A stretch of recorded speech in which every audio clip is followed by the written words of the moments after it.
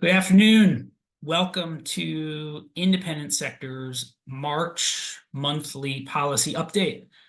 People are filtering in now, so we will give you just a moment to get settled. I'm looking at 1 minute past the hour here. Again, let me welcome you all. I'm Ben Kershaw. I'm the Director of Public Policy and Government Relations here at Independent Sector. If you're joining us for the first time on an IS webinar, I want to welcome you. Independent Sector is a national membership organization of charities, foundations, and corporate giving programs working to ensure all people living in the United States thrive. This is a webinar, so your lines are muted. You are welcome to please submit questions through the Q&A function. You can submit those at any time. We will pause periodically to ask for questions. We always welcome general banter in the chat. This webinar is usually a monthly benefit for independent sector members. So thank you for your membership. If you're not an IS member, feel free to stick with us today. And we would be thrilled to connect you with our membership team to learn more in the days ahead. Before we get started, I want to respectfully acknowledge I'm joining you today from Washington, D.C. It is the ancestral home of the Piscataway people. They're still in the area working to reclaim their land and traditional practice. Also, a lot of the buildings we inhabit here in Washington were built by enslaved people. Wherever you are joining us from, again, welcome. Thanks for being with us today on March 28th. 94 years ago today, Istanbul got its current name, used to be known as Constantinople and a few things before then. And because we are all nonprofit sector lovers and many of us are tax nerds, we should wish a happy birthday to Hank Paulson, former Treasury Secretary and former chairman of the Nature Conservancy. So when nonprofit people and tax people unite, what a happy occasion. I'm joined today by the only two people on the planet who love the nonprofit sector and tax policy more than Hank Paulson. I have Wes Coulomb from Washington Council Ernst & Young and Jessica Cameron from Washington Council Ernst & Young to give us an update about what's happening on Capitol Hill. We saw a flurry of activity recently, and they're here to help us unpack what just happened and figure out where we all go next. So with that, I want to again thank Wes and Jessica for being with us and turn it over to them. Sure, great. Thanks, Ben, and welcome everyone. Good afternoon, and good to be with you today. Maybe I'll start off by making March Appropriations Month, kind of the month that Congress finally, got their act together after several, fits and starts and delays, and actually did pass all 12 of their appropriations bills into law. Quite an accomplishment for Congress. Very much divided on partisan grounds, and so it's good to have it finished for FY 2024. Obviously, several months late, and now we're kicking off. We'll talk about later. The FY 25 budget appropriation season is already kind of getting going as well. But Congress, back to the what they accomplished. Congress did pass two appropriations packages. First with 6 appropriation bills in early March, and then just last week on March 22nd, they did pass the final 6 appropriation bills into law. And sent to the president's desk. So the appropriation process is done for this term, and obviously kick off again soon, or going now until September 30th of this year is the next deadline for appropriations of FY 2025. Looking at the package that they did pass, they pretty much did kind of stick to the top line numbers that were agreed to way back last summer with the president and Republicans in the House. Obviously lots of back and forth, but basically the package that they agreed to adhered to those top line numbers, and then they had bipartisan deals on various individual packages on individual appropriations bills between the House and the Senate. The package did pass with more Democrat votes than Republicans in the House, which gave some sort of members of angst and raised concerns that they would possibly try to unseat Speaker Johnson when they get back. I don't think that's in the cards. More of a leverage point and a way to kind of show their dissatisfaction. But I think that while it's a possibility, I think that that's would throw the House into either further chaos. And there's even talk of the Democrats, if Speaker Johnson was willing to kind of move another package or move a package on Ukraine aid, supplemental package, the Democrats may be willing to support keeping him in office. So some speculation there, what might happen, but they did finish the appropriations bills through the House and Senate under the president's desk as a big accomplishment for this year, although very much late. Looking ahead to what they have on their calendar, they're out of session this week and next, and coming back both the House and Senate on April 8th. As I mentioned, they do have kind of the unfinished business of the supplemental appropriations package for Ukraine and Israel, and some disaster and border funds in there. That is still kind of being negotiated and trying to work out a path forward on passing it through the House. Unclear how that might progress or if it will progress. I think there's some negotiations and conversation taking place.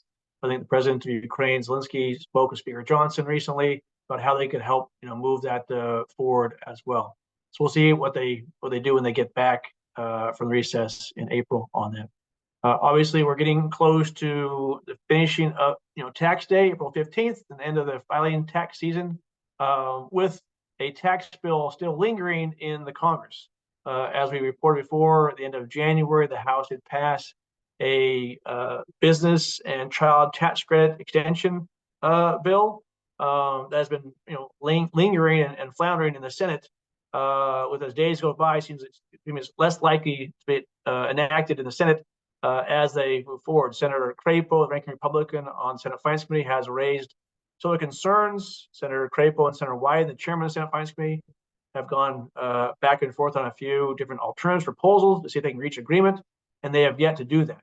And then you also seen some Republicans coming out saying maybe we shouldn't pass this bill.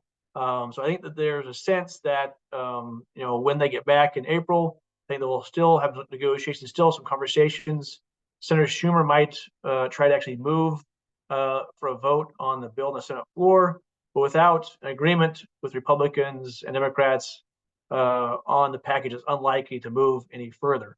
And so kind of watching to see how that might play out when they get back in April. But my sense, if they don't get it done by the end of April, probably won't see any more tax activity on a bigger package until the end of the year, at the end of 2024. Some other items they have kind of on their agenda, kind of must pass, I think, by looking at things they need to get done. The FAA reauthorization deadline is May 10th. That's another bill that needs to kind of move through. Also, conversations around a farm bill sometime this year. The deadline, I think, is September 30th. So the question is, can they get a farm bill put together and done by the end of the fiscal year? Obviously, September will be really in the thick of the campaign election season. And so expectations for getting large legislation done in that time period maybe less. But we'll see how that might play out going forward as well. Just kind of talking about the appropriations process of FY 2025. We have now they've kind of done 2024. Member offices have asked for community projects requests. Neither the House or Senate Appropriations Committees have put out their guidance on that. At least I've not seen. I think that should come, hopefully, come soon and start, put out a deadline for when people need to submit their requests into the Appropriations Committees for community projects for FY 2025. But I think there was good success in getting projects included in the bills in this last go round. I think there is expectation that they would, have a similar process for FY 2025 going forward. So maybe with that, I'll pause and ask Jessica if he has any additional things that she wants to add or amplify to my comments. Yeah, two things I wanted to add to what Wes said. One is on the political front. We look at the House chamber, and there's been some personnel changes there. Recently, Congressman Gallagher, he represents the Green Bay area of Wisconsin. Go Pack Go if you're a Packers fan like me. But he recently announced that he will be leaving the House sooner rather than later on April 19th. He previously had already announced his retirement and was planning to finish out the year, but will now depart earlier rather than at the end of this year. For those of you, if it's at all helpful, when a member departs, there are rules or state laws that govern when or if another person can run in that seat. So a special election, if you will, that could fill it for the remainder of this term.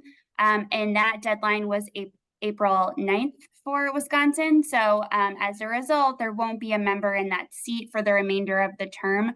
And someone will, however, be able to run, and there are a number of candidates running for the new Congress term in January.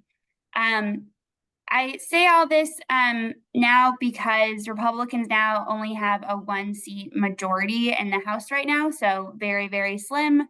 It could be the case that if something happens, God forbid, to a member, especially on the R side, that majority could easily flip to Democratic control. So that's a key thing here to note. The other thing I'll mention is just kind of prep for 2025.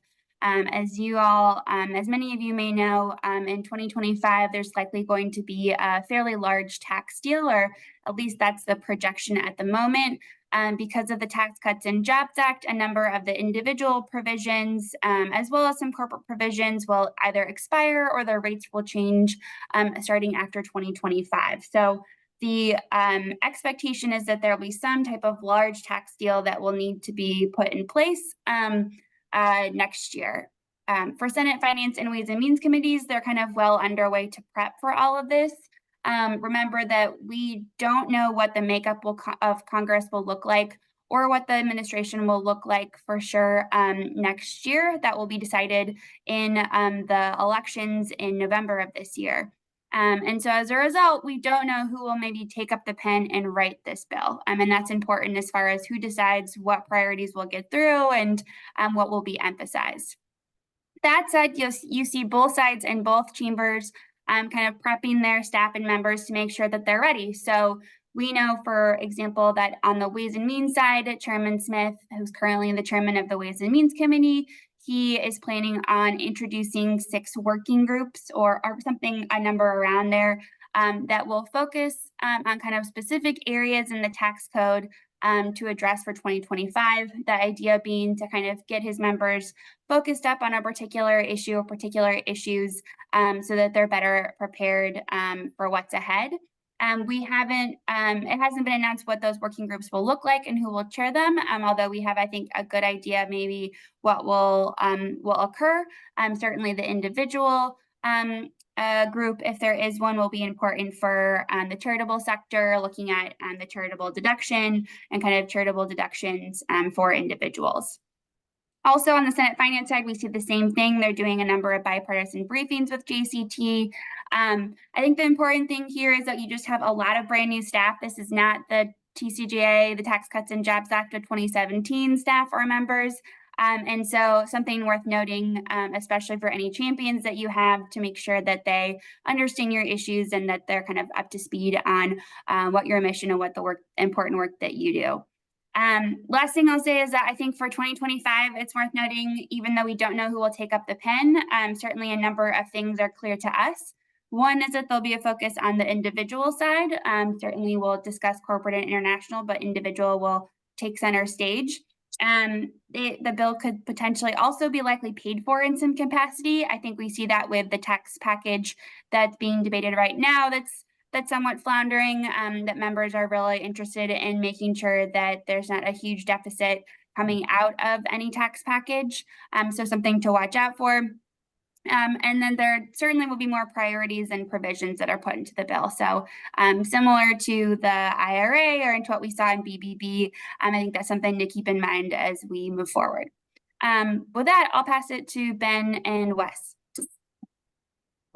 Thank you, Jessica, and thank you, Wes. Before we turn to questions, or as we turn to questions, I have one from the chat that came in about the terrible tragedy on the Key Bridge in Baltimore, and specifically, thinking about how and whether we can there will be supplemental funding taken up or allocated for that. I know when the bridge collapsed in Minneapolis in 2007, it was what, 3 or 4 days before Congress passed a few $100 million. What are we seeing or hearing about that process this time? A good question on that. So I would expect Congress would have the support to do something to help support, rebuilding the bridge or repairs, et cetera, as part of supplemental. Question whether it would go individually or separately as part of, by itself, or would be added to the other supplemental I talked about with Ukraine and Israel. My guess, if the Ukraine-Israel package is moving, they would tack into that. But I think that might be more likely they would want to do something, separate on a freestanding basis, because it probably would move quicker through the House and Senate and kind of be a freestanding, message they could show support for the community in Baltimore, given the tragedy that took place in that bridge. So yes, I think that would be something on the list to get done in the House and Senate when they get back next couple of weeks. Not sure the details of that or how much, but yeah, I think that definitely there's already been discussions about what they can do to help. Yeah, and there's certainly a couple layers to this. We know that in Maryland, the governor has issued a state of the emergency. So certainly there's some initial kind of support within the state. We also know that there are certain DOT, Department of Transportation emergency funds, and President Biden has indicated that he will be supportive of efforts to rebuild, or to the extent that he can within his administration. He's also asked Congress to, like Wes mentioned, to pitch in and to maybe provide additional supplementary funding. Certainly, I don't think anything has been announced yet, but I think it's safe to say, if anything, safe to say in Congress that we'll certainly have some hearings on this, either related to the state of infrastructure in the United States and specific to what happened in Baltimore. So heart goes out to any folks that are maybe affected or in the area. I know that's been a huge tragedy over there. Appreciate that insight. Thank you. I will invite people to ask questions. And I had one, Wes and Jessica, you mentioned some Senate Republican objections on substance to the tax deal. Could you imagine any other reasons why they might be raising objections to such a piece of legislation? And then, if we are looking at, can you talk a little bit about how this might impact 2025? Yeah, good question, Ben. I think that, someone said that this is kind of a trial run for what might come or what will come in 2025 when they have to deal with the expiring individual tax rates, right? So the package they're debating are 3, business provisions that were modified to increase taxes on businesses as part of the TCJA, way to help pay for the lower rates, if you will, right? The R&D expensing piece, came in, it was delayed, but it comes in to raise money to help pay for the rates. Democrats wanted to include individual relief and for the child tax credit as part of that trade-off, if you will. That's where I think the problems have been focused on and trying to figure out a way to appease Republicans who are concerned about the retroactive or the look back provision in the child tax credit, allowing you to use different, previous year's tax income or lack of income as a qualifier for your current year's child tax credit for the fundability piece, for example, right? So, there's no question that, that's a sticking point. There's also, the point that, if they don't get it done this year, it's going to definitely have to get done by 2025, because the provisions in the bill all were only temporary. They only extended the business stuff until 2025. The child tax credit was only effective for 2024 and 25. Was something that you could, actually the IRS is given the authority to amend your return if you filed a return for 2023 and hadn't passed the bill yet. You can go back and then get a bigger check from the IRS based on 2023 qualifications for the more generous child tax credit in 2023. They have to deal with this. The view from some Republicans is there's some political things on it. You're right. The politics are, we want to give, President Biden and Democrats a win election year. We want to also maybe wait until 2025 when the Republicans could be in the majority in the Senate, which is looking from the polling like a likely possibility, right? So Senator Crapo will now be chairman of the Senate Finance Committee rather than ranking Republican, and have more ability to kind of write the bill how he wants. So there's definitely some of that playing into this conversation on this package. Jessica, anything to add to that? No, I just think, it certainly is interesting that you have a bill that's, has provisions that have been very much supported by Republicans for a long time. And I think you're seeing a lot of political kind of back and forth here. And as a result, it's resulting in kind of a stalemate with the package. So I just want to emphasize that I think that this is, not exactly how 2025 will turn out, but I think a good precursor, a good warning of kind of what we may be in for, especially when any type of bipartisan bill that you talk about. This is kind of one of the possibilities that's concerning. I mean, just maybe, Ben, I'm just skipping ahead here, but just thinking about 2025 and some of the things kind of on the table as they might impact the sector, right? So some of the bigger, broader issues are tax rates, right? Tax rates are going up by virtue of the law expiring in 2025, right? If we look at what happened in 2012 and 13, when the Bush tax cuts expired, and President Obama was in the office and they negotiated a deal, they extended the lower individual rates at that time, but allowed the top rate to go back up. So that's maybe, a possible outcome here, right? So obviously it depends on who's controlling the pen and who controls the White House in 2025. But if we still have somewhat of a split government in, the Congress or the White House, between the Congress and the White House, negotiations will have to take place on something that's bipartisan, right? You can't use reconciliation in the split, Congress White House situation. It really only is done if you have control of both the House and the White House in one party. That means you have to negotiate. So there's a good chance that we're looking at tax rates in the top level going up to some degree in that environment. You also have the estate tax, exclusion dropping back down, right? So some things that impact large giving is both the rates and estate tax, et cetera, right? You also have individual provisions taking place, right? Standard deduction is going to be reduced, and as impacts itemizers. We have some charitable deduction impacts with AGI limits, that sort of thing, that also expire. So there's several things that would impact the sector in 2025, and a lot of issues on the table that when you start thinking about, I think that independent sector has been at the forefront of thinking about how to deal with that and how to get prepared for that in 2025.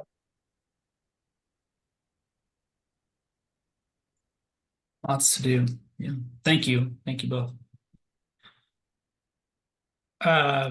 So while noting that our lines are open for questions, I'm going to move on to a few other updates, and then we can circle back with the full group one more time. So in late February, I should note that the Donor Advised Fund Research Collaborative released a national study analyzing data from more than 50,000 donor advised fund accounts, spanning over 100 donor advised fund programs. This is a really important body of data because it's the first time that we have seen account level information at this scale before.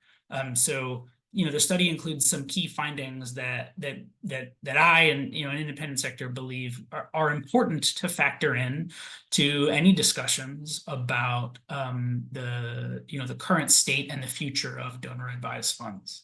One interesting finding to me: half of all donor advised fund accounts in the study had less than $50,000 in them, and 7% of accounts had balances of $1 million or more. Lots of other rich information in there about payout rates and inactivity, and lots of other fun issues. We'll make sure we include a link to it in the notes. Lastly, shortly after our last monthly call, the American Alliance for Equal Rights filed a lawsuit challenging a museum internship program directed at Latino college students. This is the same organization that has filed lawsuits successfully at the Supreme Court, striking down decades of affirmative action work, as well as suing the Fearless Foundation in the 11th Circuit, a Black woman-led venture capital organization trying to make grants to women of color in need of venture capital support. Independent Sectors filed an amicus brief in support of the Fearless Foundation, along with our partners, the Council on Foundations, on that work. And just yesterday, to turn back to the Smithsonian Latino lawsuit, we wanted to note that that lawsuit has now been settled. Yesterday, a settlement was announced, and the museum's website now states that the program is equally open to students of all races and ethnicities. The museum's brief contended that this had always been their policy, and a statement by the National Museum of the American Latino reaffirmed its longstanding commitment to equal opportunity for all internship applicants, regardless of race or ethnicity. So that's the latest development in a body of work and lawsuits that Independent Sector continues to track. Lawsuits that certainly may have a huge impact and are having an impact on nonprofit sector and the diversity, equity, and inclusion work that many of us hold so dear. So with that, I'm going to pause to see if we have further questions. I have a question about a particular piece of the appropriations package, specifically AmeriCorps funding through the still statutorily known as the Corporation for National and Community Service. I'll say I'm happy to put an update on that in the notes that we send out. I know that with living allowances for AmeriCorps going up, there's a real crunch on the number of slots that AmeriCorps can fund. So this is a big cycle for them. I want to make sure we get you all the right numbers about that. Thank you, Paula, for that question.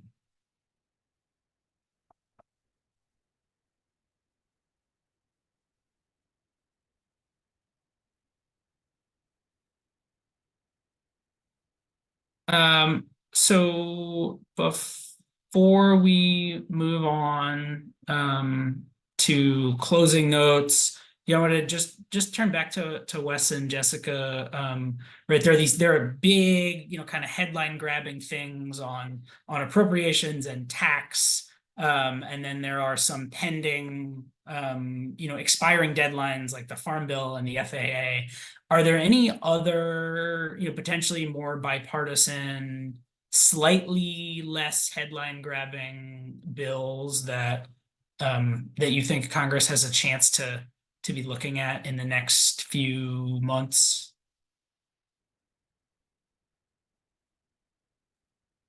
Jessica, want to tackle that one? Sure. Certainly a few things that are on Congress's plate when they get back from recess. One is obviously the bill on TikTok. As some of you may know, for the past few years, there have been concerns over national security issues related to the use of TikTok in the United States, particularly because TikTok is owned by ByteDance, which is a Chinese-owned company. We also know that the average age of users on TikTok is very young. And so there are concerns about what information they are getting about about Americans. There was a bill recently passed overwhelmingly in the House.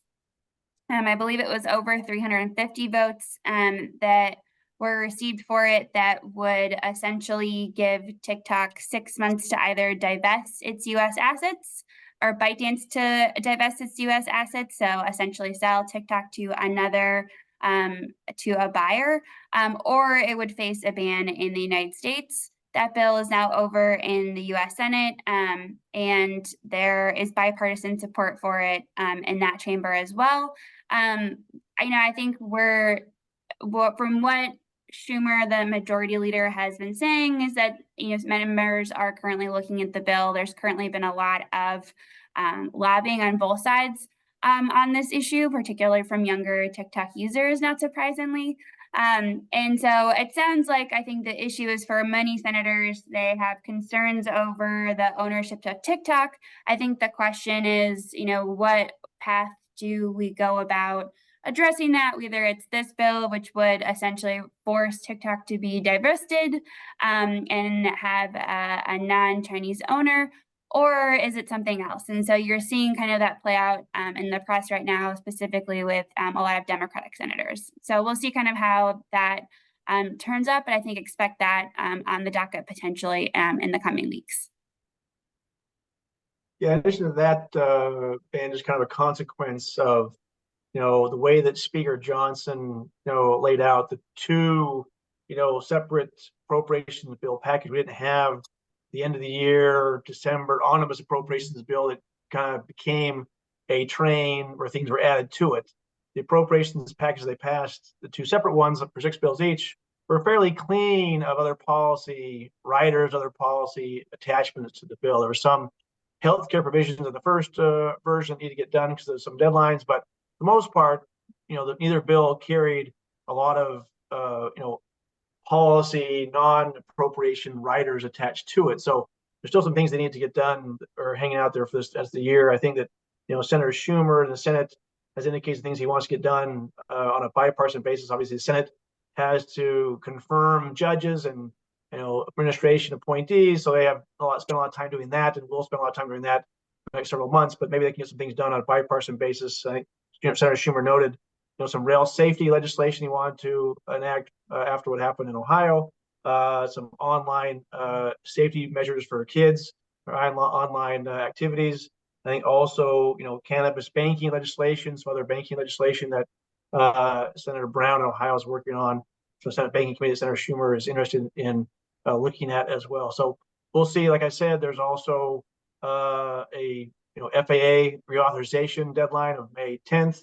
And then there's also the Farm Bill as other kind of big bipartisan item in the works. Whether they can get it done or not by September 30th is another question, but still work has been ongoing on that process. So I think that they'll try to work on some things. But I think that, given the appropriations process is done and there's not big major deadlines of things they need to do between now in the election, other than the usual September 30th deadline, which I expect once again will probably just punt into post November timeframe. I think the politics of the election year are going to start to take over some of the activities on Capitol Hill.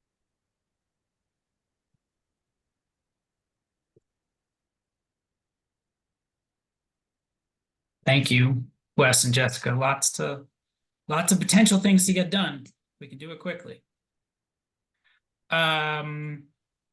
All right, so I'm going to close this out here with thanks to all of you. We also had a question about the Civics Secures Democracy Act, which to my knowledge has not been reintroduced in the 118th Congress. So we continue to keep an eye on that one.